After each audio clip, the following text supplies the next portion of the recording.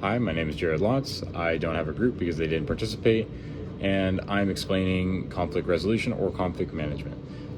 The reason why it is relevant to the class is because we use conflict management in every single conversation that we have and in every speech that we have, whether we like what the person is saying or whether we don't like what the person is saying. When we don't like what the person is saying, there could be many different things that could go awry. There could be a dangerous situation waiting ahead of us because we didn't use our conflict management strategies to calm the situation down or to diffuse the situation, which is one reason why we use it, because we do have to calm situations down when certain things are said, as well as it also, conflict management strategies and resolution strategies also help boost your confidence in a conversation by making you more fluent and being able to navigate the conversation better, because you don't have the negative consequences of a bad situation, because you can calm a possibly bad wording down. In that situation, it does not transfer to the bad situation. So we do use it in many of our lives, and being able to de-stress a situation, defuse a situation is always good. After reading the article, I can see that they talk about conflict management and conflict resolution between multiple Italian scientists, and they have them write down their perceived amount of conflict resolution versus their actual amount of conflict resolution when they do an experiment. Their perceived amount of conflict resolution was significantly lower than their ability of conflict resolution, which does come into play. The people who rated themselves significantly lower also performed significantly lower because of their lack of confidence, versus the people who were a little bit higher did not perform as well as they may have written down. But this does bring in an important part to the lack of confidence or of confidence in conflict resolution. They point out that confidence and just in general using conflict resolution in a workplace is going to help you not only personally but also with your coworkers, help reduce stress overall, help be more cordial and more fluent in your work environment, both personally and with your coworkers, as well as improve team dynamics and overall communication throughout the team. After reading the articles, my takeaways are that confidence needs to be in all conflict management and conflict resolution scenarios, as well as using conflict resolution in your workplace or in any place, including family or even personally, is going to be a massive benefit as to reducing stress, to making yourself more confident, and just in general being more fluent in your environment. Something else I took away from the article was the fact that conflict management is something that everybody has to learn, and that it is a very individual practice that certain people will be better at and certain people will be worse at. As well as I also learned that different temperaments of people also have different temperaments of conflict management and the way they may go about it. Looking at conflict management as a whole, I can see what I took away from it was that many different people are going to have very different ways of going about conflict management, but collectively they're all going to have the same general benefits of reduced stress, more confidence, and in general being more fluent in your environment. For the movie I chose The Blind Side, and I did choose two different scenes from The Blind Side. Basically, one is going to be Michael Oher talking to the attorney, and he storms out and that whole thing happens. He fails to use conflict management. However, the second time is going to be when he uses conflict management, and you can see a totally different person, and that's more what I'm going to be focusing on. So here's the clip. What do you want, man? I want the facts. I need the truth. I didn't lie. And I want to know what you think about Think all of about this. what? The NCAA fears that with your recruitment, a door might be opened. That boosters from lots of schools in the South will become legal guardians of young athletes without means and funnel them to their alma maters. I'm not saying I believe it.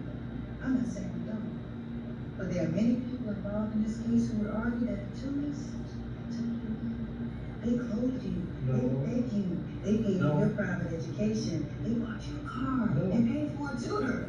No. All as part of a plan to ensure that you play football for the University of Mississippi.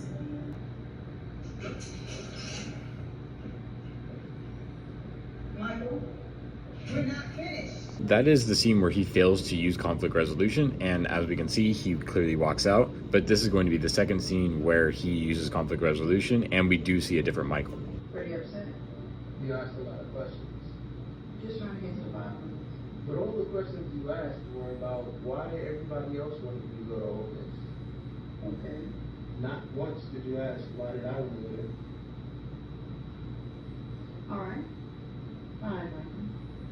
Why do you want to go to Ole Miss? Because it's where my family goes to school. It's where they've always gone to school. What have we learned? So the thing we've learned from the video clips and from looking at the two back to back is that Michael was very upset in the very first scene and he stormed out and he didn't want to continue the conversation, right? That's poor conflict management. That's a direct example of what we shouldn't be doing and what most people do in their everyday lives.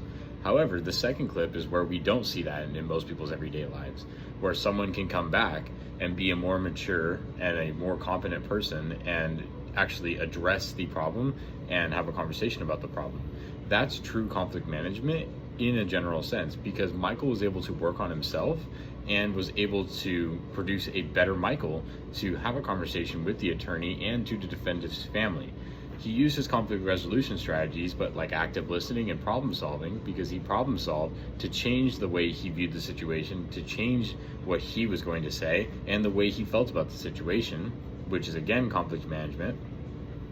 And we have the attorney who, instead of interrogating him this time, used active listening to actually listen to him and understand his point of view, because as we see, Michael says, "You never asked me once about why I want to go there."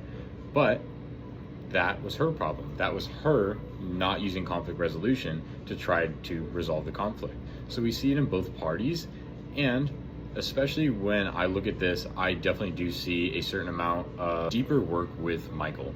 Michael was able to not only problem solve, but he was able to negotiate with himself to find better solutions, as well as was able to compromise with the attorney to say, no, this is not the real story. This is what I believe, in a very calm and mature sense, which again is conflict resolution, because we're not going into a conflict. We're just resolving what the conflict could have been. As well as I do also notice that he did de-escalate the situation, as the attorney was a little bit on the fence and was saying, oh, you were a little upset yesterday, already trying to bring out that emotion again. But Michael was able to master himself and was able to have a full conversation with her, and using his de-escalation tactics, he clearly was able to have a full conversation and a fluent conversation with her. In conclusion, what have we learned? We've learned that conflict resolution isn't actually about just always the other person. It's actually a lot about you too. You do have to do a lot of compromising and negotiating with yourself, as well as finding common ground with yourself sometimes. There's a lot of evaluation within yourself to make yourself being able to resolve a conflict with somebody. But that also does come at their expense too. They need to do the work as well, and there are some people that you just can't negotiate and compromise with. But most people you can, and most people you can de-escalate the situation. Use your conflict resolution and management skills to make a bad situation good. And we can always bring good out of a good situation, right?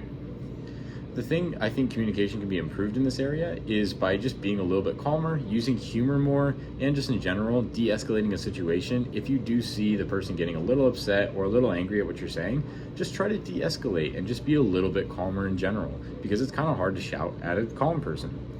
And if there are conflicts in your life that do need to be resolved or managed, there are many different ways to go about it, and at the end of the day, it is going to be about you having the confidence to address the problem and both parties being mature enough to address and resolve the problem together.